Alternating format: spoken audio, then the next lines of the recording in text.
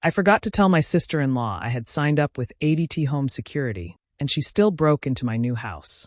Stick with me while I share my story, and if it touches you, don't forget to support our channel by hitting that subscribe button, dropping a like, and sharing it with the people you care about. My name is Clara Benson, and I had just moved into my dream home in Ohio, a cozy little place with sunlight spilling across the living room in the morning. It was supposed to be a fresh start, a sanctuary after years of endless chaos with my family. But the excitement quickly turned sour because of my brother's wife, Lena. From the day I moved in, she treated my home like an extension of herself, barging in unannounced, critiquing every little thing, and insisting on helping with chores I didn't ask for. At first, I laughed it off, thinking she was just overly friendly. But deep down, I felt uneasy. Something didn't sit right. Then the strange things started happening. A chair would be moved from the corner to the middle of the room. Kitchen utensils went missing, only to reappear in odd places. Lights flickered on when no one was home, and my personal items seemed subtly disturbed. I told myself it was just forgetfulness or bad luck,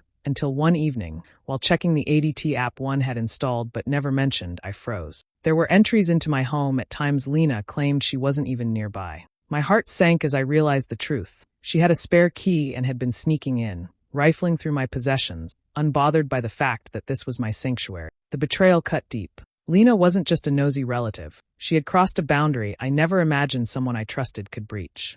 And the worst part?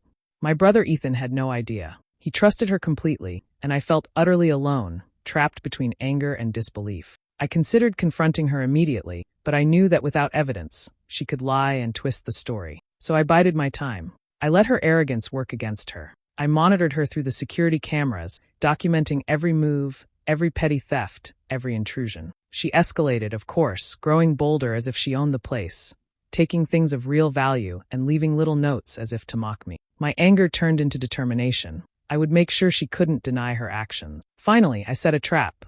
I left an expensive-looking item out, turned on every camera, and armed the alarm. Lena couldn't resist. When she entered, the cameras captured her red-handed, and the alarms blared. I confronted her immediately, showing Ethan the footage. Lena stammered, tried to lie, but the evidence was undeniable. Ethan, shocked and humiliated, apologized for not noticing sooner, but I no longer needed his approval. That day, I realized revenge doesn't need to be cruel, it just needs to be smart. Lena learned boundaries, and I reclaimed my home. The trust may have been broken, but my strength had never been clearer. From the very first week in my new house, I began noticing subtle oddities that didn't make sense.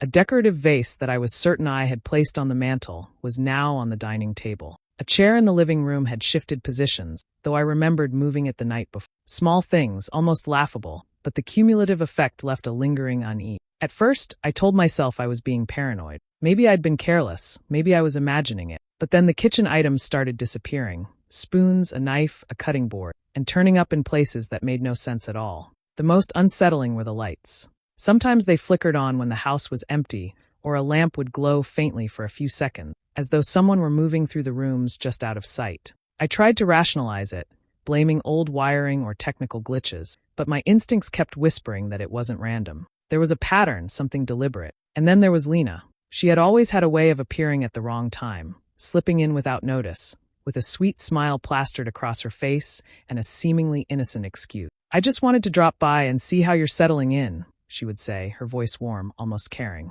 But it didn't feel warm at all. It felt invasive. I started to notice that her visits always coincided with moments when things went missing or when I sensed someone had been in the house.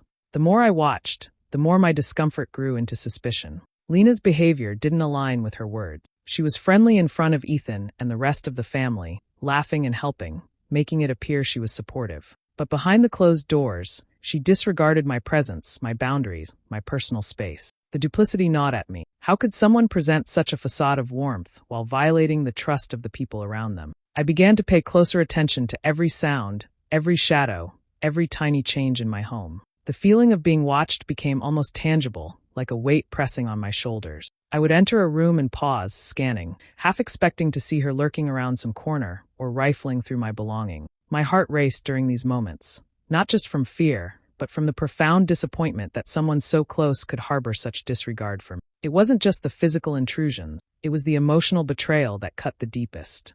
Lena was someone who should have respected me, who should have treated my home as sacred. Instead, she played the part of the supportive sister-in-law while subtly undermining my sense of security. Every visit, every little helpful action, started to feel like a test, a probing of my limits, my patience, my resilience. By the end of the week, I realized I could no longer ignore it. Suspicion had grown into certainty. Something malicious was happening. I was no longer simply unsettled. I was preparing myself for confrontation, for proof, for a reckoning that I knew was inevitable. Every creak of the floor, every flicker of light, every sudden knock felt amplified, each one a reminder that my peace had been violated, and that I could no longer trust appearances, even when they seemed comforting. One quiet evening, I decided to review the notifications from my ADT home security app. I had barely glanced at it before, thinking it was just a precaution, something that would rarely be needed. But tonight, a string of alerts caught my attention, entries logged at times when I was certain the house had been empty. My stomach tightened as I scrolled through the timestamps, each one more alarming than the last. There were moments when Lena had claimed she was out running errands or visiting a friend, yet the logs suggested otherwise. At first, I couldn't believe what I was seeing. Surely, it had to be a glitch, but the frequency and timing made it impossible to ignore. I replayed the security footage tied to the entries and froze. There she was, Lena, moving through the hallway, lingering near drawers and shelves, opening doors carefully as though she knew exactly what she was looking for. My breath caught in my throat. It wasn't just curiosity. It was deliberate, invasive, and intentional. The most shocking part was the realization that Lena must have had a key. There was no other way she could access the house without triggering some kind of alert. My mind raced. I had never mentioned the alarm system to anyone. Not my brother, not a friend, not even a neighbor. How had she known? She had betrayed the one boundary I had assumed would protect me, and the thought made my hands tremble. A wave of disbelief hit me first, followed by a cold surge of anger. The person I trusted, someone I considered family, had infiltrated my home. She had walked through my rooms, touched my belongings, and treated my personal space with total disregard. Every cheerful word she had ever spoken to me now felt like a lie, a mask hiding her true intentions. I felt violated, humiliated in a way I couldn't fully explain. I paced through my living room, the glow of the security alerts reflecting on my walls. Images of her in my home kept flashing in my mind. The way she lingered near my desk, the moment she paused by the cabinet containing things I treasured. I thought about how long she might have been doing this, how often she had taken advantage of my trust. A knot formed in my chest as the betrayal sank in deeper than I had anticipated. Anger bubbled alongside sorrow. How could someone so close think so little of me? How could she assume that my house was hers to wander in and out of at will? My thoughts collided between confronting her immediately and planning my response carefully.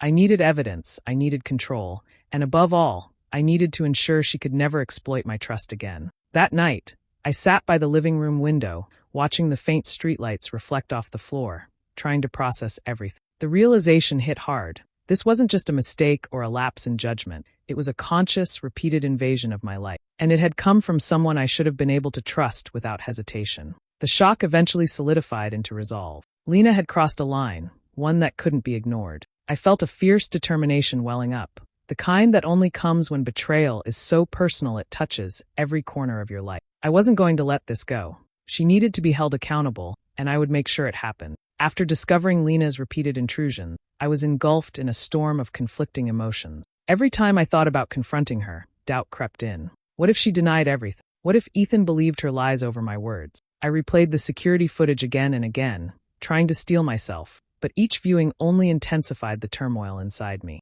My mind oscillated between the need for immediate confrontation and the desire to remain silent until I could act with certainty. The nights became restless. I would lie awake, staring at the ceiling, imagining Lena walking through my house, her smug expression unbothered by the sanctity she had violated. I kept thinking about how often she must have done this before I even noticed, and how long she had taken advantage of my trust. My emotions twisted in a knot of anger, disappointment, and helplessness. I felt trapped in my own home, the very place I had considered safe, now feeling vulnerable. Adding to my distress was Ethan. I tried dropping subtle hints about Lena's unusual behavior, hoping he would notice something was wrong. But he seemed oblivious, brushing off my comments with a distracted shrug or a casual laugh. His denial felt like a wall, separating me from the family support I so desperately needed. The betrayal cut deeper because it wasn't just Lena who had failed me, it was Ethan too, even if unknowingly. I felt isolated, as though I was navigating this maze of deception entirely alone. The realization that those I loved and trusted could fail me so profoundly shook me to the core. The warmth I once associated with family gatherings, with laughter and shared memories, had evaporated. Every smile from Lena now felt like mockery, every cheerful word from Ethan a hollow echo. My trust, painstakingly built over the years, lay shattered at my feet. Fear replaced comfort, and anger bubbled beneath the surface, ready to erupt at the slightest provocation. I began questioning everything. Had I been naive all this time? Had I misjudged the intentions of the people closest to me? Even simple memories, family dinners, holidays, casual conversations, started to feel tainted, as if I had been blind to subtle signs of disrespect and manipulation. The emotional toll was overwhelming, leaving me both weary and determined. At the same time, a strange clarity emerged. Betrayal, while painful, had forced me to confront truths I had avoided. I recognized the boundaries I had allowed others to cross and the necessity of reclaiming control over my own space and life. The fear of further intrusion fueled a resolve I hadn't realized I possessed. I knew I couldn't let this continue, but I also understood that recklessness would only empower Lena further. Patience, strategy, and precision were now my allies. By the end of those long, sleepless nights, I understood that this emotional fallout wasn't just despair, it was a turning point. I was no longer merely a victim of Lena's actions. I was someone who had seen the betrayal for what it was, who understood the fragility of trust, and who was quietly preparing to reclaim her home, her peace, and her dignity. The anger, once raw and chaotic, had begun transforming into careful determination. I realized I couldn't rely on instinct alone anymore. I needed concrete proof if I was going to hold Lena accountable. So, I began methodically using the security system I had installed months ago, this time with deliberate purpose. I adjusted the cameras to cover every entry point, every hallway, every corner that could hide a shadow. Each frame became a potential witness, capturing movements that might otherwise go unnoticed. I also started noting patterns in Lena's behavior. She seemed drawn to certain rooms, lingering longer in spaces that contained my personal belongings. Sometimes she would open drawers, lift lids, and rearrange items as though marking territory. I even found small, inexplicable notes she had left in my kitchen, cryptic little scribbles that seemed innocent but carried a subtle claim over my space. Each detail, no matter how minor, added weight to the story the cameras were telling. I became meticulous. Every day, I checked the footage, compiling timestamps and screenshots. The more I observed, the clearer it became that Lena was testing boundaries, pushing limits, and behaving as though my home existed for her convenience. I resisted the urge to react immediately. Confronting her without irrefutable proof could backfire, giving her room to manipulate the situation or paint me as paranoid. Patience was essential, and I forced myself to think several steps ahead. It wasn't easy. Each time I watched her movements on screen, my stomach twisted with a mixture of rage and disbelief. Seeing her casually handle my things, flipping through drawers, touching items that meant something to me, left a bitter taste in my mouth. But I also felt a strange empowerment. For the first time, I wasn't at her mercy. I was collecting the evidence, building the case that would eventually make her actions undeniable. I even began experimenting with small, controlled traps. I placed items that were slightly out of place, knowing she would notice them and act. The anticipation of watching her react, of catching her in the act without ambiguity, gave me a sense of control I hadn't felt since moving in. Each recorded movement, each note discovered, each carefully observed intrusion was a step toward reclaiming my home. The more I documented, the more the story of her duplicity unfolded before. I could see the patterns, the deliberate choices, the way she ignored any sense of respect or boundaries. And through it all, I reminded myself to stay calm and collected. My objective wasn't to humiliate her, at least not yet, but to ensure that when the time came, there would be no question of her accountability. Night after night, I reviewed the footage, cross-referencing timestamps and making notes. I felt like a detective piecing together evidence that would eventually expose the truth. While it was exhausting emotionally and mentally, it was also strangely satisfying. Every intrusion captured on camera validated my suspicions, transforming frustration and fear into purpose. By the time a full week passed, I had amassed an undeniable record of her transgressions, video clips, notes, timestamps, and observations that painted a complete picture. Lena had no idea that I was watching, no idea that her every move was being cataloged. And in that moment, I knew the balance of power had shifted. I was no longer the one feeling powerless. Soon, she would be the one facing the consequences of her choices, and I would be the one in control. A few days after compiling the initial evidence, I noticed an unsettling escalation. The small, seemingly trivial items that had gone missing before were now replaced by things of real value. My high-end headphones, a smartwatch I had just bought, and even a couple of collectible figurines vanished from their usual places. The pattern was unmistakable. Lena was becoming bolder, more brazen, and completely indifferent to the fact that I could see her actions unfold on camera. That evening, I decided to review the security footage with heightened focus.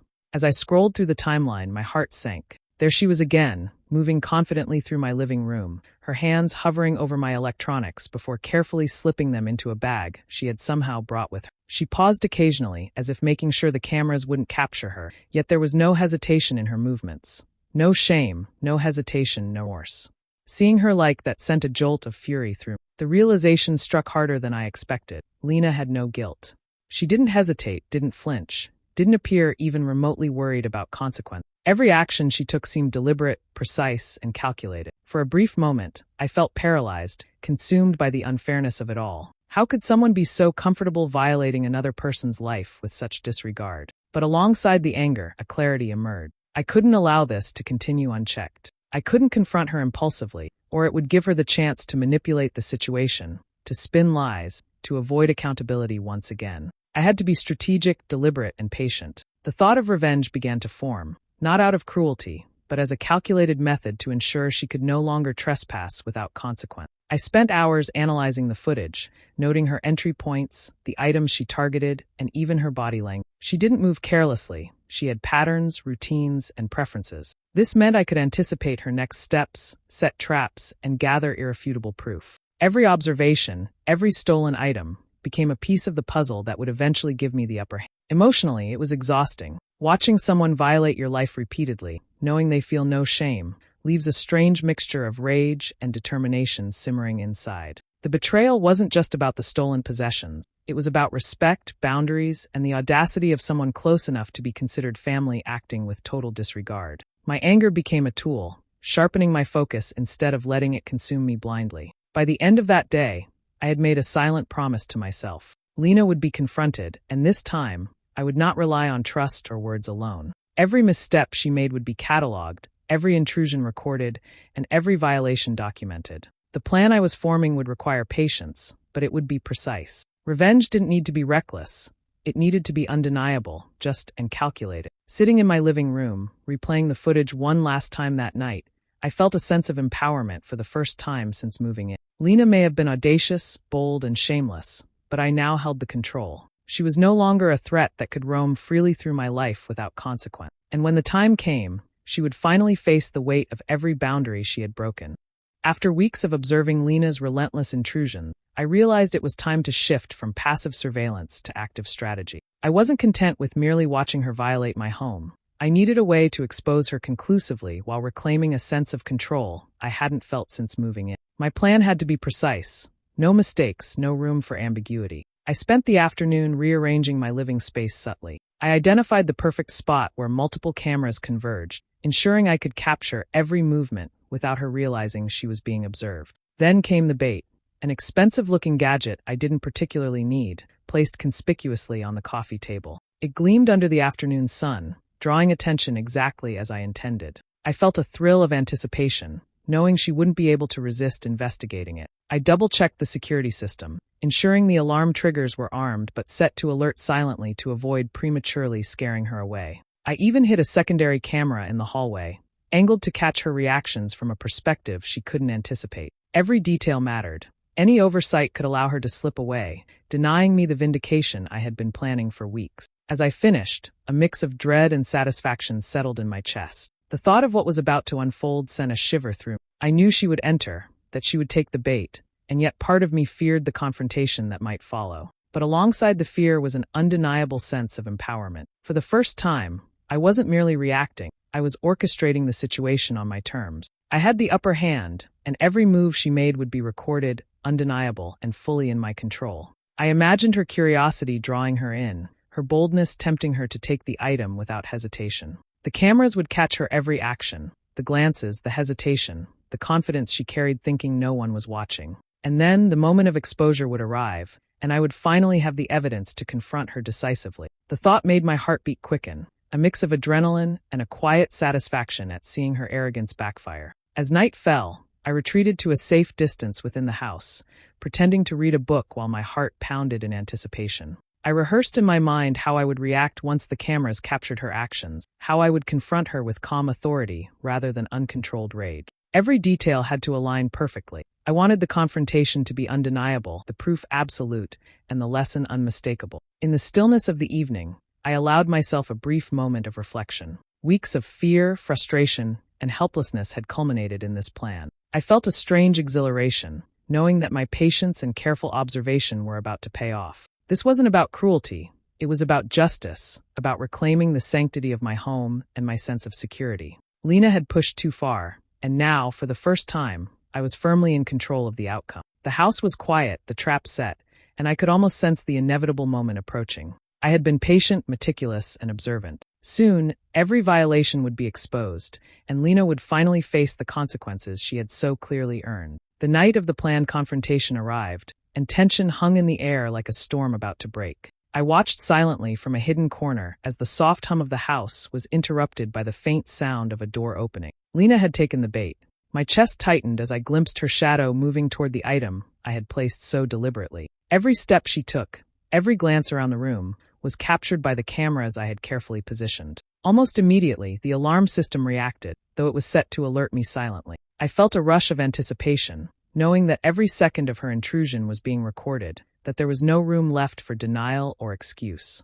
Lena's confidence faltered slightly as she handled the item, but she quickly masked it with a casual expression, unaware that her actions were now completely documented. I took a deep breath and stepped forward, switching on the lights to reveal myself fully. Lena froze, her eyes widening as the realization hit her. I held up my tablet, the screen displaying a series of clear, time-stamped video clips showing her entering the house without permission, rifling through drawers and taking items of value. Each clip played like evidence in a court of truth, undeniable and precise. "Lena," I said firmly, my voice steady despite the surge of adrenaline, "this ends tonight. Do you have any explanation for what I'm seeing here?" Her face flushed, and she opened her mouth, attempting a response, but the words faltered. She tried to laugh nervously, deflect, claim misunderstanding, even suggested that perhaps she had permission. But each excuse collided against the clarity of the evidence. There was no wiggle room, no way to spin what had been recorded. Just then, Ethan appeared, drawn by the sudden noise and urgency in my tone. His eyes darted between Lena and the tablet, and I could see confusion and disbelief flicker across his face. The videos played in sequence, leaving no doubt. He turned to Lena, searching for answers, and the confident facade she always carried crumbled under the weight of proof. I watched Lena's expression change from shock to panic, then to reluctant acknowledgement. She realized there was no escape, no clever manipulation that could save her this time. The moment was surreal, an emotional crescendo of weeks of fear, anger, and meticulous planning culminating in the undeniable exposure of her actions. A mix of relief and vindication surged through me. For the first time since moving into that house, I felt the scales of justice tilt in my favor. No words, no pleading, no false charm could undo the truth captured so meticulously. Every stolen item, every secretive entry, every disregard for my boundaries was now visible to both her and I didn't shout. I didn't yell. I didn't need to. The evidence spoke for itself, louder and clearer than any accusation I could make. Lena tried to salvage her dignity with a weak protest, but I saw through it immediately. The betrayal had been revealed and justice, long overdue, was finally in motion. For the first time in weeks, I felt control return to my hand. The fear and helplessness that had shadowed me were replaced with quiet power. Lena's actions had consequences, and I was the one who ensured they were undeniable. The confrontation ended not with anger, but with clarity, closure, and the satisfaction of finally reclaiming what was mine. The confrontation left the house in a tense, almost tangible silence. Ethan stood frozen, staring at the screen where Lena's actions had been revealed in full detail. His face went pale as the reality sank in, the smiling, helpful image of his wife shattered by the undeniable proof before. Finally, he turned toward me, his voice strained, heavy with guilt. "Clara, I had no idea. I should have seen it, noticed the signs. I'm so sorry." His apology was heartfelt, yet it was also a stark reminder of how blind I had been forced to navigate the betrayal. Ethan had trusted Lena entirely, assumed her intentions were sincere, and in doing so, left me isolated. For weeks, I had carried the weight of suspicion and fear alone, doubting my instincts while silently planning how to protect myself. His remorse was meaningful, but it couldn't erase the tension, the anxiety, and the violation I had endured. After Ethan's acknowledgement, I took deliberate steps to reclaim control over my home. I upgraded the security system, adding additional cameras and reinforced locks. I placed sensors in unexpected corners and ensured that entry points were monitored from multiple angles. Every precaution was a statement. My home was no longer a place anyone could enter without my consent, and boundaries would be respected, period. The changes brought a sense of empowerment I hadn't felt in months. For the first time, I felt the freedom to move through my own space without anxiety gnawing at the edges of my mind. Every lock, every camera, every safeguard was more than protection. It was a declaration of my autonomy. I realized that vigilance wasn't about paranoia. It was about asserting control, about refusing to allow someone else to dictate the safety and comfort of. Even as I felt empowered, the emotional fallout remained. Trust, once broken, is not easily rebuilt. I had to acknowledge that Lena's actions weren't just about petty theft or curiosity. They represented a deeper disregard for respect, for personal boundaries, for the integrity of family relationships. The lessons were painful, but they were necessary. I understood now that some boundaries are non-negotiable, that forgiveness isn't always immediate or automatic, and that asserting those limits can be an act of self-preservation rather than vengeance. And yet, I also recognized that revenge didn't require aggression, confrontation, or cruelty. By documenting, preparing, and presenting undeniable proof, I had achieved justice in a way that was strategic, calculated, and undeniably effective. Lena had no room to deny her actions, and the balance of power had shifted back into my hands. That realization, more than anything, brought a quiet satisfaction. As the evening settled and the house returned to a calm hum, I took a deep breath, feeling the tension in my shoulders ease for the first time in weeks. The betrayal had fractured my sense of security, but it had also revealed my own strength. I could defend myself, assert boundaries, and ensure that my home remained a sanctuary. Trust may have been broken, but empowerment, clarity, and control had been restored. In the end, the experience left me wiser, stronger, and fully aware that some lessons, however harsh, are invaluable. My home, my space, and my peace were mine to protect, and I would never allow anyone to infringe upon them again. Sitting alone in my living room the morning after the confrontation, I finally allowed myself to think about everything that had happened. The house was quiet, every door and window secured, and for the first time in weeks, I felt an almost tangible sense of calm. But the lessons I had learned were far more significant than the peace itself. I reflected on trust, boundaries, and the often overlooked importance of standing firm when someone tries to overstep them. I realized that boundaries are not suggestions. They are essential lines that protect not only our personal space, but our emotional well-being. Lena had crossed mine repeatedly, testing and eroding them without hesitation, and it took courage and careful planning to finally restore my control. The experience taught me that standing up for yourself isn't selfish. It's necessary. Allowing violations to continue unchallenged only gives others the power to define your life, but asserting limits demonstrates strength and self-respect. Trust, I learned, is fragile and must be given wisely. It cannot be assumed simply because someone shares your blood or a familiar title. Lena's actions were a harsh reminder that even those closest to you may act in ways that betray expectations and assumptions. While it hurt deeply to recognize her duplicity, the clarity that came from evidence, careful observation, and deliberate action brought with it a sense of empowerment I hadn't anticipated. I also understood the importance of measured response. Revenge doesn't have to be reckless, vindictive, or harmful to be effective. By documenting Lena's actions and presenting undeniable proof, I restored balance without compromising my integrity. The justice I achieved was precise, undeniable, and purposeful. This strategy ensured that the consequences were both fair and instructive, reinforcing the idea that protecting yourself requires intelligence as much as courage. Emotionally, the aftermath left a mixture of relief, satisfaction, and lingering reflection. I never expected someone I considered family to act with such disregard, but that shock reinforced a fundamental truth. Self-preservation is not optional. When your peace and personal space are threatened, it is your responsibility to take action carefully and decisively. Looking back, I realize how much this experience reshaped my perspective on relationships. I am more cautious, yes, but also more confident in my ability to navigate betrayal and restore equilibrium. Strength is not just about reacting. It is about foreseeing, planning, and ensuring that boundaries are respected moving forward. I no longer feel vulnerable or uncertain within my own home. I never thought someone so close could betray me like this. But protecting yourself and showing consequences is the strongest revenge. Those words echo through my mind, not as anger, but as clarity, a reminder that empowerment comes from awareness, strategy, and standing up for what is yours. To anyone listening, take a moment to reflect on your own life and relationships. Boundaries are sacred,